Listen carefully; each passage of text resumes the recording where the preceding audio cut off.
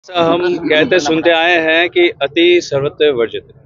जब जब शासन अपने व्यवहार से अपने घमंड की पराकाष्ठा को लांघ जाता है, तब उस शासक और शासन दोनों का अंत जो है निश्चित हो जाता है। इसी तरह का आज हम कुछ देख रहे हैं कि लोकसभा राज्यसभा, लगभग पूरी लोकसभा और राज्यसभा को जो है निलंबित कर दिया गया। और किस कारण से कर दिया गया? मात्र इस कारण से कि हमारी संसद में कुछ लोग बलपूर्वक घुसे। उनके वहाँ जाने के बाद में उन्होंने अराजक माहौल बनाया। और ये तो ईश्वर का बहुत शुक्रगुजार हूँ कि उनके हाथ में कोई हथियार नहीं था, नहीं तो हम उस दिन की कल्पना भी नहीं सोच सकते कि कल्पना भी नहीं कर सकते कि उस दिन हमारे साथ में और हमारे देश के साथ में क्या होता।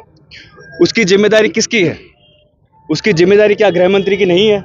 उसकी जिम्मेदारी क्या देश के प्रधानमंत्री की नहीं है? क्या उनकी ये जिम्मेदारी नहीं बनती है कि वो सदन में आके इस बात के लिए वक्तव्य दें? क्या ये उनकी जिम्मेदारी नहीं बनती है कि वो बताए कि वो व्यक्ति कौन थे, क्या कारण थे? क्या उन्होंने बेरोजगारी के कारण नाम पर मात्र पे जो है इतना बड़ा इस तरह का कदम उठाया? कौन वो लोग हैं? इस तरह की सदन में जानकारी क्यों नहीं होनी चाहिए? क्यों नहीं भारत की जनता को ये जानकारी होनी चाहिए? क्यों नहीं उन्हें जवाब देना चाहिए?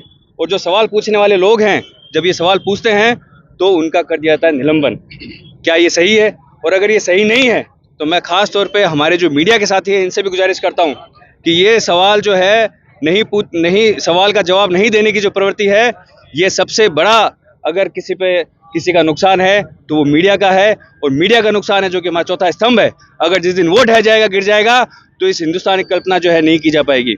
इसीलिए मैं आप सभी से निवेदन भी करता हूँ कि हमारी इस बात का भरपूर समर्थन कीजिए और कहिए, सरकार को कहिए, गृह मंत्री को कहिए, प्रधानमंत्री को कहिए कि जो घटना हुई है उस घटना का ब्यौरा दिया जाए, सदन में रखा जाए और निलंबन वापस लिया जाए। और अगर कहीं ना कहीं चूक हुई है तो उसके लिए इस देश से माफी मांगी जाए। अगर निलंबन वापस नहीं होता तो लगातार यही चलेगा, ऐसा ही होगा। और जब तक ये सरकार झुकती नहीं है, और जैसा मैंने कहा कि जब किसी भी शासन के घमंड की पराकाष्ठा को वो लांघ जाता है तो उसका अंत निश्चित है। और अब इस भाजपा सरकार का आने वाले समय में निश्चित है, इनके आकाओं का जो है अंत जो है वो निश्चित है। और जब तक ये नहीं होता है तब तक हर कांग्रेस कार्यकर्ता जमीन पर इसी तरह से लड़ेगा, इसी तरह से आगे बढ़ेगा।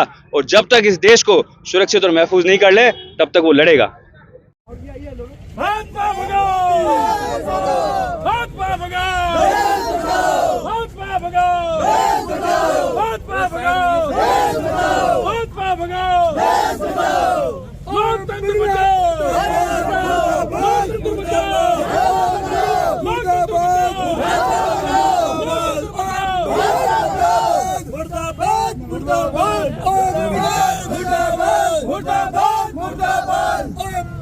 मुर्दाबाद मुर्दाबाद मुर्दाबाद नरेंद्र मोदी मुर्दाबाद मुर्दाबाद मुर्दाबाद नरेंद्र मोदी मुर्दाबाद मुर्दाबाद मुर्दाबाद तानाशाह मुर्दाबाद मुर्दाबाद मुर्दाबाद।